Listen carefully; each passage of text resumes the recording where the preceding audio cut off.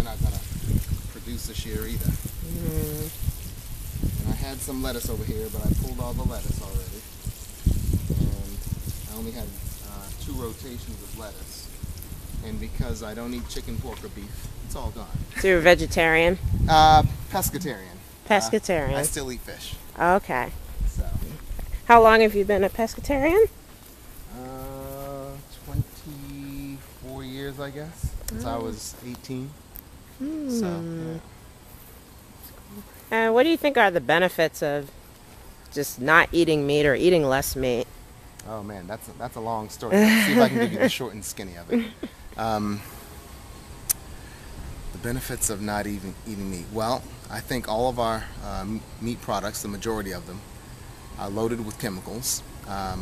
They have been loaded with chemicals in the past. You know, organic food was a narrow percentage of our food market or our food industry.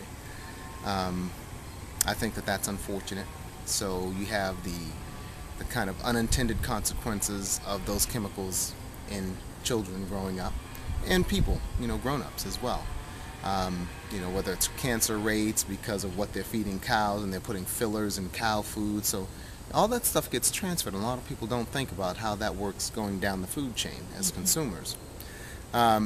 Also, instead of doing things like, you know, local farming, we're doing long-haul farming, sometimes from other countries.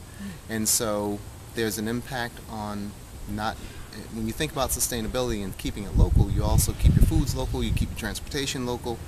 It has, again, a domino effect, because other communities aren't impacted as negatively, other people aren't as impacted negatively. You know, so you have the health issue, you have the environmental issue. So there are a lot of benefits to being a vegetarian, because vegetarians tend to keep a lot of their food choices local, and it makes a difference. It also makes a difference in the local economy, because we're shopping locally, or we're attempting to shop locally in a lot of cases. Again, nobody's perfect. Sometimes we still get foods out of our food area. I'm guilty. I do it. You know, I'll eat a chip ahoy every once in a while. But in general, we make a larger contribution when we do the right thing, and it has a more positive impact. And I think in life we have to try to have the most positive impact that we're capable of, and so I try to do that. I think it would make a difference in everybody's life. So that's only part of it, but it's so huge. I mean, being a vegetarian, I think you think differently philosophically. Things and people have more meaning to you. What you do, you're more conscious of generally, because you have to be. I mean, by virtue of being a vegetarian, you elevate your consciousness about what's right, what's better to do. So different social aspects come into that, and like I said earlier, we're social creatures. Unfortunately, and this is the other point that I think is critically important in the minority and African American community, the greatest problem is we don't have enough information. And not having enough information is what's helping us have this misjudgment about food and about vegetarianism and about the commitment to being sustainable. If you don't have that information, you can only make decisions based on the information that you do have. And so people are poorly informed, they're making poor decisions. If people really understood what's happening with globalization and the impact of it, and understood the impact of their choices, meaning local choices versus international or, you know, nationwide choices around their consumerism, they'd do things differently, they'd behave differently, but they don't have that information.